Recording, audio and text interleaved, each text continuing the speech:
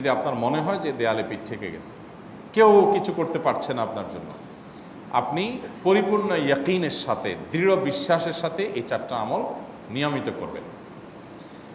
এবং আমি বহু মানুষকে পার্সোনালি এটার পরামর্শ দিয়েছি, ওনারা আমল করেছেন, আমল করে উপকৃত হয়েছেন। এরকম বহু মানুষ আছেন। বৃদ্ধ মানুষ, বাবা ক্যান্সারে আক্রান্ত হয়েছেন অনেক দেরিতে, আল্লাহ তাআলা অলৌকিকভাবে সাহায্য করেছেন। হ্যাঁ, কখনো যদি আল্লাহ তাআলা এই আমলগুলো করার পরও আমার বিপদ দূর না করেন, তাহলে হয় আমার আমলের মধ্যে কোনো ত্রুটি ছিল, অথবা আমার এই বিপদ দূর না হওয়ার মধ্যে আমার জন্য কোনো কল্যাণ নিহিত ছিল। আল্লাহ তাআলা আমার দোয়া কবুল করে যে উপকার হতো তার চাইতে বেটার কিছু হয়তো আমাকে দিবেন, এই ইয়াকিন একজন ইমানদারের থাকবে। সেই চারটা আমলের এক নম্বর হলো ইস্তেগফারের আমল। ইস্তেগফার, আপনি ফেসে গেছেন কোনো জায়গায়, কোনো উপায় পাচ্ছেন না, আপনি ইস্তেগফার করতে থাকেন।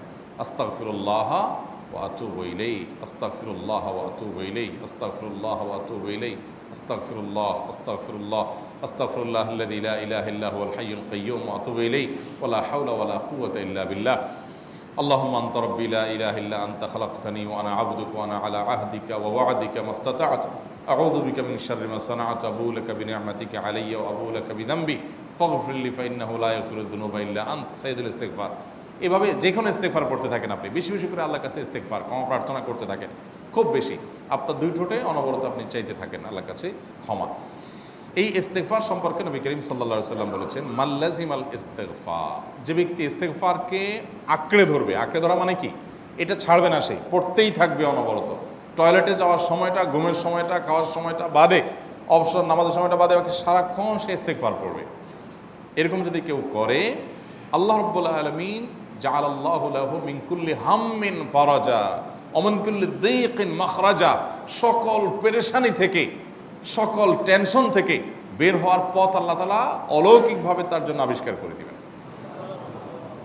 এবং আমি আমার জীবনে যেটা বলেছিলাম, বিস্তারিত বলতে চাই না, এরকম পরিস্থিতি আসছে যে চোখের সামনে কোনো আপাতত রক্ষার কোনো পথ আর খোলা নেই, এমন ভয়াবহ বিপদ। ইস্তেগফার করতে করতে এমনভাবে আল্লাহ তাআলা সাহায্য করেছেন যে এটা কল্পনা করলেও মনে হয় যে স্বপ্নের মতো। কিভাবে এখন এই লোক এই জায়গায় আসলো আমার সাহায্যের জন্য, এই লোক তো এটা আমি এই জায়গায় আসার কথা না, টিকুনি এসে হাজির হয়ে গেলেন এবং উপকারটা, আমার সমাধানটা হয়ে গেল সমস্যা। তো আলহামদুলিল্লাহ, বহুবার আমি পরীক্ষা করেছি, আর আমার পরীক্ষার 2 পয়সার দাম নাই। হাদিসে বলা আছে, গ্যারান্টি দেওয়া আছে, আমার পরীক্ষা করলেই কি না করলেই। তাহলে একটা আমল হলো কি, ইস্তেগফার। সব সময়ের জন্য এটা কন্টিনিউয়াস করবেন, আর এমনিও অবসর সময় ইস্তেগফার করবেন। আরবদের মধ্যে সৌন্দর্য আছে, তারা বিভিন্ন ডাক্তারের ওয়েটিং রুমে বা বিভিন্ন জায়গায় মানুষ যেখানে অপেক্ষা করে পাবলিক প্লেসগুলোতে লিখে রাখে ইস্তেগফার করুন।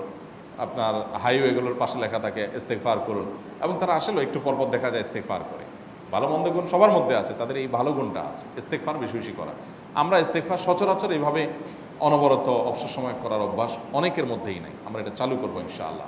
বিশেষ করে যখন কোনো সমস্যা হবে, তখন ইস্তেগফার চলতে থাকবে মুখে অনবরত। ধীরে ধীরে মহব্বতের সাথে নিজেকে, নিজের পাপ অপরাধগুলোর কথা স্মরণ করে আল্লাহর কাছে মাফ চাইতে থাকবো, পেরেশানি দূর হবে ইনশাআল্লাহ। 1 নাম্বার 2, দুরুদ। নবী করিম সাল্লাল্লাহু আলাইহি সাল্লামের প্রতি দুরুদ পাঠ করা, এটা যদি আপনি নিয়মিত করতে থাকেন মহব্বতের সাথে, আল্লাহুম্মা সাল্লি আলা মুহাম্মদ ওয়া আলা আলি মুহাম্মদ কামা সাল্লাইতা আলা ইব্রাহিম ওয়া আলা আলি ইব্রাহিম ইন্নাকা হামিদুম মাজিদ, আল্লাহুম্মা বারিক আলা মুহাম্মদ ওয়া আলা আলি মুহাম্মদ কামা বারাকতা আলা ইব্রাহিম ওয়া আলা আলি ইব্রাহিম ইন্নাকা হামিদুম মাজিদ। আপনি একবার ছোট দুরূদ যদি পড়েন, সাল্লাল্লাহু আলাইহি ওয়াসাল্লাম, সাল্লাল্লাহু আলাইহি ওয়াসাল্লাম, আল্লাহুম্মা সাল্লি আলা মুহাম্মদ ওয়া আলা আলি মুহাম্মদ, শুধু এইটুকু পড়েন। জাযাল্লাহু আন্না মুহাম্মাদাম মা হুয়া আহলু, শুধু এইটুকু পড়েন। আপনি এভাবে যেই কোনো দুরূদ নবী করিম সাল্লাল্লাহু আলাইহি ওয়াসাল্লামের প্রতি যদি পড়েন এবং পড়তে থাকেন অনবরত, ইস্তেগফারের পাশাপাশি দুরূদের ক্ষেত্রে নবী করিম সাল্লাল্লাহু আলাইহি ওয়াসাল্লাম বলেছেন যে এইটা তোমার জন্য যথেষ্ট হয়ে যাবে। তুমি যদি আল্লাহর কাছে আর কোনো দোয়া করতে না পারো, শুধু দুরূদটা পড়ো, তোমার সব পেয়ে যাবে, কিচ্ছু লাগবে না। এক সাহাবী বলছেন, রাসূলুল্লাহ, আমার দোয়ার মধ্যে দুরূদ কত পার্সেন্ট রাখবো? আমি তো আমার অনেক কিছু আল্লাহর কাছে চাইবো, দুরূদ মানে তো নবীজির জন্য দোয়া, মানে আমার জন্য তো আমি দোয়া করবো, আপনার জন্য দোয়া কত পার্সেন্ট করবো? 1/3, 1/4, তারপরে হাফ, এবার বিভিন্ন পার্সেন্টেজ বলছিলেন তিনি। নবী করিম সাল্লাল্লাহু আলাইহি ওয়াসাল্লাম বলেছেন যে হ্যাঁ, এর বেশি করতে পারলে আরও ভালো, আরও ভালো। তো ভদ্রলোক এর বেশি, ওই সাহাবী রাদিয়াল্লাহু তাআলা আনহু, তিনি এর বেশি বাড়াতে একটা পর্যায়ে বলছেন যে আমি সব দোয়া আপনার জন্য করি। নবী করিম সাল্লাল্লাহু আলাইহি ওয়াসাল্লাম বলেছেন, তাহলে তোমার আর কোনো দোয়াই করতে হবে না, এর মধ্যে সব দোয়া চলে আসবে। কারণ আপনি যদি বলেন আল্লাহ আপনার নবীর প্রতি আপনি রহমত নাজিল করেন, আপনার নবীর প্রতি আপনি শান্তি নাজিল করেন, আপনি যেটা দোয়া করেন, তো আল্লাহকে আল্লাহর নবীর প্রতি আপনি রহমত নাজিল করতে বললে আল্লাহ তাআলা আপনার প্রতি রহমত নাজিল করবেন কি করবেন না? আপনি কাউকে খুশি করতে চান, কার কাছ থেকে কিছু আদায় করতে চান, তার ছেলেটারে যদি হাদিয়া তোফা দেন, আদর যত্ন করেন, তো বাই ডিফল্ট অটোমেটিকলি ওই লোকের সিম্পেথি আপনার দিকে আসবে কি আসবে না? চোখ বন্ধ করে আসবে। তো আল্লাহর নবীর জন্য যখন আপনি দোয়া করবেন তখন আল্লাহ তাআলা আপনার মধ্যে রহমত নাজিল করবেনই, এটা নবী সাল্লাল্লাহু আলাইহি ওয়াসাল্লামের ওয়াদা। যে কোনো পেরেশানি, তিনি আরো বলেছেন যদি কেউ দুরূদের আমল করে নিয়মিত, আল্লাহ রাব্বুল আলামিন তার সকল পেরেশানির জন্য যথেষ্ট করে দিবেন। এই আমলটাকে সবগুলো দূর করার জন্য যথেষ্ট হয়ে যাবে। এই দুরূদের আমলটা আমি দেখেছি সুবহানাল্লাহ গুলির মতো কাজ করে। আজকের ঘটনা, এক ভদ্রলোক সকালে একটা টেলিভিশন চ্যানেলে, বেসরকারি চ্যানেলে প্রোগ্রাম শেষ করে নামছিলাম লিফটে, তো উপস্থাপক উনি বলছিলেন যে ভাই মানে দুরূদের আমল পড়ে আমি কিছুদিন আগে একটা ইয়াতে মানে এমন একটা অবস্থা যে এইটা থেকে বের হওয়ার কোনো পথ আর নাই, শুরু করলাম দুরূদ অনবরত, এরপরে আল্লাহ তাআলা আমাকে এমনভাবে উদ্ধার করলেন আমি কল্পনা করতে পারিনি। আলহামদুলিল্লাহ এই আমলগুলো করে অনেক ভাইরা আমাকে অভিজ্ঞতা জানাইছেন যে আলহামদুলিল্লাহ তাদের অভিজ্ঞতা অলৌকিক। হ্যাঁ, ওই যে বললাম কখনো যদি আল্লাহ তাআলা আপনার দোয়া কবুল না করেন তাহলে হয় আমার ত্রুটি আছে, আর না হলে আমার জন্য আল্লাহ তাআলা এর চেয়ে বেটার কিছু রেখেছেন, আমি সেই ইয়াকিন রাখবো ইনশাআল্লাহ বিইذنিল্লাহ। আর এই দোয়াতে সমাধান হবেই হবে, সে বিশ্বাস থাকতে হবে। নবী করিম সাল্লাল্লাহু আলাইহি ওয়াসাল্লাম বলেছেন, হাদিসে কুদসিতে আল্লাহ বলেছেন আনা ইনদা যান্নি আবদি বি, বান্দা আমার প্রতি যেমন ধারণা করে আমি তেমন আচরণ করি। এখন আপনি যদি চিন্তা করেন করে দেখি হয় কি না, দেখি ট্রাই করি, তাহলে ওই আল্লাহ তাআলা বলবেন ঠিক আছে দেখতে থাক। আপনি যদি ইয়াকিন করেন যে না নবী করিম সাল্লাল্লাহু আলাইহি ওয়াসাল্লাম যে বলেছেন অতএব সেটা হবেই, আর আল্লাহ রাব্বুল আলামিনের কাছে আমি ওইভাবেই চাবো যে আল্লাহ দিবেনই, আমি নিয়েই ছাড়বো, ইনশাআল্লাহ গুলি মিস হতে পারে, আপনার দোয়া মিস হবে না। ওই ইয়াকিন, ওই ঈমান আমার মধ্যে আনতে হবে, চেষ্টা করবো তো ইনশাআল্লাহ।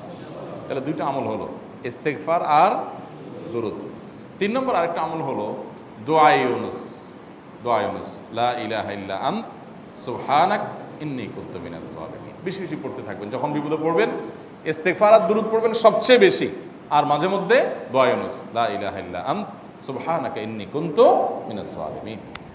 আল্লাহ সুবহানাহু ওয়া তাআলা কোরআনে কারিমে এই দোয়ার পরে বলেছেন ওয়াকাযালিকা নুনজিল মুমিনিন। এই দোয়া পাঠ করার মাধ্যমে ইউনুস আলাইহিস সালামকে পৃথিবীর ইতিহাসের সবচেয়ে অলৌকিক ঘটনা, সকল সায়েন্স, সকল আপনার বিজ্ঞানের তত্ত্ব সবগুলোকে আপনার সবগুলোর বিপরীতে বা সবগুলোকে আপনার ভুল প্রমাণ করে দিয়ে ওই জায়গাটার জন্য আল্লাহ তাআলা ইউনুস আলাইহিসকে মাছের পেটে ঢোকার পর সেখান থেকে আবার জীবিত রেখে বের করেছেন। অক্সিজেন অভাবে তো সেখানে এমনি মারা যাওয়ার কথা, আরও নানা কারণে মারা যাওয়ার কথা, তাই না? কিন্তু আল্লাহ তাআলা তাকে রক্ষা করেছেন, কারণ উনি ওই বিপদে পড়ার পর থেকে এইটা পড়তেছিলেন, লা ইলাহা ইল্লা আনতা সুবহানাকা ইন্নী কুনতু মিনাজ জালিমিন। তো আল্লাহ তাআলা কোরআনে বলেছেন এটা ইউনুস, তার নবী ইউনুস আলাইহিস সালামকে আল্লাহ তাআলা এর মাধ্যমে রক্ষা করেছেন, সেটা তার জন্য খাস না, এটা তার জন্য স্পেশাল না, বরং আল্লাহ বলেছেন ওয়াকাযালিকা নুনজিল মুমিনিন, এটা দিয়ে আমি তাকে রক্ষা করেছি, একইভাবে ঈমানদারদেরকেও এইটার মাধ্যমে রক্ষা করব। এটা বড় অস্ত্র পেয়ে গেলাম। দোয়া ইউনুস বেশি বেশি পড়বো ইনশাআল্লাহ, লা ইলাহা ইল্লা আনতা সুবহানাকা ইন্নী। আমার দেশে আবার দেখা যায় বিপদ হয়ে গেলে তখন হুজুর ভাড়া করে যে ভাই আপনারা সবাই মিলে এটা 1 লাখ বার পড়ে দেন, 1.25 লাখ বার পড়ে দেন, টাকা দিব আপনারা পড়ে দেন। আপনারটা আপনি পড়বেন ভাই, হুজুরদের কাছে দোয়া চান সমস্যা নাই, আর হুজুরদেরকে খাটায়া টাকা দিবেন কেন, এমনি টাকা দিবেন না দিয়া।